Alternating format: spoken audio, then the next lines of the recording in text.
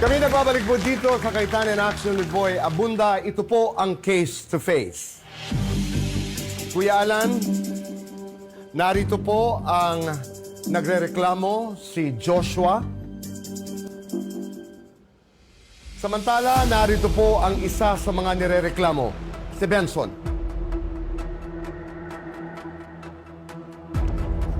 Benson, Joshua, Kuya Alan, Attorney Matt, Attorney Rafi.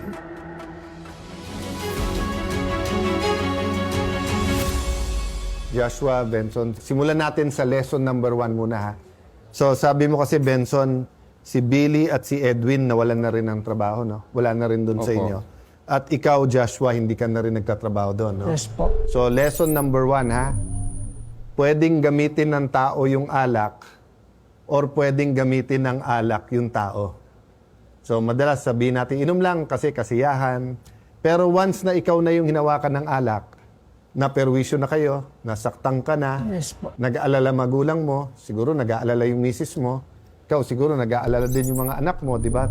Naabala na kayo. So, ulitin lang natin na ngayon magkakaharap kayo, anong gusto mo mangyari? Yung maging okay lang din po kami para pag-uwi ko din po doon, wala na pong mangyari po. Kasi kung may mangyayari po sa akin doon, sila lang naman po yung naging kaaway ko din po doon. So, Naging importante paggalit. sa'yo na safe ka, safe pamilya mo, Yes po. pero may peace of mind ka Yes rin. po. Di ba? Na hindi ka nag-aalala may Yes po. mangyayari doon. Opo. So, Benson, makakaasa ba siya? Opo. Opo. Usapan lalaki yun, ha? Opo. Hindi yung parang, tapos pagdating doon, nagulpi o Hindi po. ano siya. Kaya mo rin kausapin si Billy Edwin na Oo, kaya ko pare, sila. wag na nating Oo. galawin sila. Pinagsabihan ko na sila, kuya, bago ako pumunta dito. Kasi wala kayo sa trabaho nyo, nag-iwan kayo ng problema. Ngayon ako ako nakaharap sa problema nyo.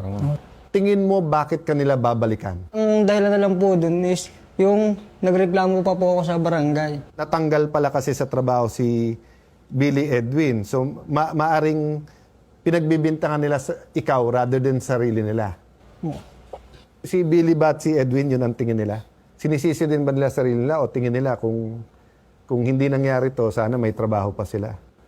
Kinabukasan nagsisisi din sila, kuya eh. Nagsisisi naman. Nagsisisi naman. Kasi nung gabing yun, nagkais-ayos na kami. Nagkaayos din kayo? Nagkais-ayos na kami. Akala ko nga rin mamaya, mga bandang alas 12 yata yun, no? Yes. Kasama na yung mga magulang niya. May kasama ng mga patrol. Yung batas, simple lang. Ha? Kailangan malaman ni Billy at Edwin Benson na kahit anong provocation, kung ikaw ang nanuntok, ikaw nanakit, ikaw may kasalanan. Kasi ang depensa lang sa ilalim ng batas ay self-defense. Pero yung self-defense, yung tama din, ha? So, ginanon kita. Sinuntok mo ako, baksak na ako, nilapitan mo pa ako, pinagsisipa mo pa ako. Hindi na depensa yon, opensa na yon. Hindi ka na dumidepensa eh. Gumaganti ka na eh. Sa batas, kung ikaw talaga ginulpe, na wala namang physical threat ikaw sa kanila, di ba? May karapatan ka. Whether sa barangay, whether ituloy yung kaso. Yes po. Pero kwento mo lang sa amin, kung nagkaayos na kayo, paano napunta sa barangay? Nung nagkaayos na po kami sa taas, pumunta po, nasa kwarto na po ako nung time ng unang nagkaroon po ng gulo. Pumunta na po ako sa kwarto. Pinapakain na nga po nila ako. Pero nandun pa rin yung sa utak ko na hindi pwedeng yung hindi malalaman to ng amo namin. Kasi kung saan po kami nagbabarak, sawak din po ng amo namin po yun.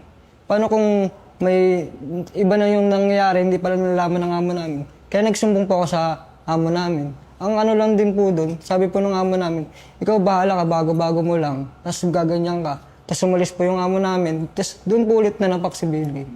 Kasi yung isang lesson sa atin noon, mahirap talaga magpatawad. Pero kailangan pag nagpatawad ka, wag mo na pakinggan yung boses na gantihan mo yan, upakan mo yan, anuhin mo yan. 'Di ba? Kasi nga pinatawad mo na eh. Yes po. 'Di ba? Tama. So sinasabi ko sa batas kasi may mga kaso na pag pinatawad mo na, hindi mo basta pwedeng kasuhan na. Opo. So kung sinabi niyong, pare-pareho tayo nakainom, okay na tayo ngayon pero hintayin natin hanggang umaga. O kaya sinabi mong, paano to? Sino magsasabi sa boss natin? Tayo ba? De sana hindi sila nagalit pabalik sa'yo. Umuo ka na sa kanila, nabati na kayo. Nagkaayos bago kayo nung Nagkaayos gabi. na po kami na. Yun nga ang point ko. Kailangan malinaw ka rin kausap. Opo. So, mali sila na ginulpi ka. Oo. Pero mali ka rin nung nagkabati na kayo na sinumbong mo pa rin sila. Opo. So, babalikan ko naman kayo, Binso, parating may mas malaking bully. at parating may mas mayabang. Kailangan hindi natin kunin sa sariling kamay yung batas. Pabayaan nyo yung batas. So, ibig sabihin, batas ng inyong lugar, ng inyong korporasyon. So, kung may problema kayo sa kanya, nagsumbong kayo. Under the law, for example, yung pag-inom nyo, pwede pa yun i-consider na aggravating circumstance. Lalo na kung ginamit nyo pampatapang ng loob, yung pag-iinom o pinlano nyo siya na nakainom kami para saka namin gugulpihin. Walang problema naman, Joshua, na sa medical, tulungan ka namin. Ako mahingin ako sa inyong dalawa. Sa iyo, Benson, ikaw kumausap ng gusto kay Billy at Edwin, ha? Gulo lang eh. Wala namang, di ba? Just if you can be friends, better. If not, stay out of each other's way. Ako naman, may tanong ako sa Josh. Yes po. Alam mo ba na may dating kang mayabang? May ginagawa ka ba na ang tingin sa'yo payabang? Alam mo? Dahil sa, ano yan, pananalita, forma? Siguro sa pananalita po siguro Okay. kasi. Ano bang pakay nyo nung pag-imbita nyo sa kanya? Wala, iwan ko sa kapatid ko, sir. Hindi, kasi parang biglang liko eh. Kasi nangyayari naman, Kuya Boy, di ba? Yung uminom, tapos may nasabi. Ayun, nagkainisan, nagkabugbugan. Sa inyo kasi parang tumayo lang, at least sa kwento niya, di ba? Oo. Parang tumayo lang siya, tapos biglang nangyari. May nag-trigger ba? Tumayo po ako, sumunod po siya. Ikaw ang tumayo. Pumunta ka sa... CR po. Okay. Sumunod din po siya sa akin. Bakit ka sumunod, Sabay, Joshua? parehas po kami nag-CR nun. Nung lumabas na po Una siya. nga, nauna ako sa'yo. Nauna siya. Nauna po siya. Oh, pero pareho lang naman kayo naihi. Opo. Wala Yun namang po. Pero akala nung utol mo siguro, babanatan. Bakit siya sinuntok ni Billy?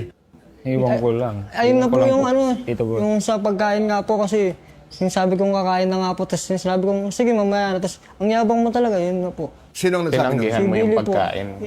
Yung pagkain, kasi sabi ko po sa kanila, kakain na po, ayoko na po uminom. Sabi nila, sabay-sabay na tayo.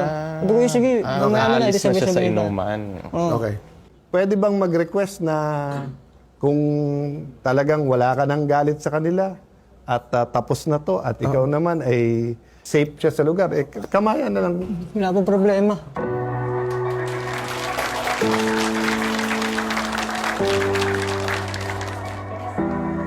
Siguro ano lang yung ako'y nagpapasalamat sa lahat ng barangay, lahat ng lupon all over the country kasi libo ang ganitong kaso, but siguro konting advice lang. Yun nga, either follow up o kaya talagang tanong nyo, wala na to. Kasi nga, yun nga siguro minsan nadadala din Kuya Boy, sige, okay na. Pagtalikod, galit pa pala, and then may rewind eh. Right. May replay na iba yung resulta.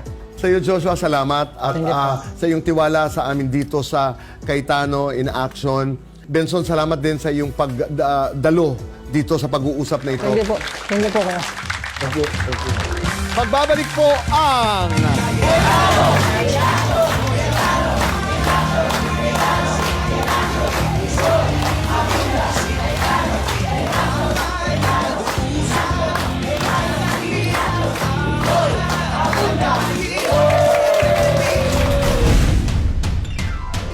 Ang paghaharap ni na Joshua at Benson sa Cayetano in Action with Boy Abunda ay nagbukas sa pagkakataon na makapagsimula silang muli na may dignidad, direksyon at bagong pag-asa. Thankful po kasi nabigyan po ako ng Cayetano in Action ng Sari-Sari Store na malaking tulong po sa akin pati sa asawa ko po para sa panganak niya. Bilang dagdag suporta kay Jason matapos payagan ng kanyang lolang gamitin niya ang pwesto nito sa palengke, binigyan siya ng CIA with BA ng mga dagdag na paninda para sa pagsisimula ng kanyang sari-sari store. Salamat po Kuya Alan sa binigay po ninyong Sari-Sari Store tsaka sa mga payo na binigay po ninyo sa akin. Tapos salamat din po kay Lola na sinayaan ako na magtinda para mas makatulong po sa amin mag-asawa. Para naman kay Benson, na nagpahayag ng kagustuhang makabawi at makapagsimula muli, natanggap niya mula sa programa ang food cart at financial assistance para makapagsimula ng sarili niyang negosyo. Hindi ko akalain na may darating na pang negosyo na ganito, ma'am. Malaking tulong po to para sa pamilya ko, ma'am. Makakatulong po to sa asawa ko na sa Pangasinan po ngayon, ma'am. Salamat po, Kuya Alan. Masaya po ako na may binigay na panghanap buhay po, Kuya Alan.